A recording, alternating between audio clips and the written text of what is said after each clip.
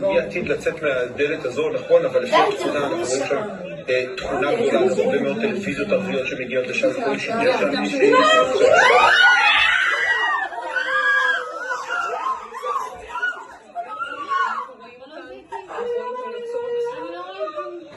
מהרכב אל השתי רגליים, הן הולכות זהן, אנחנו רק עוד לא מזדקות.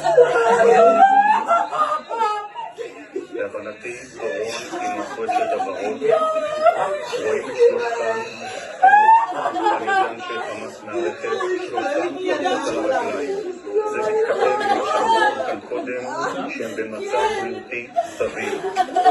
עכשיו צריך לראות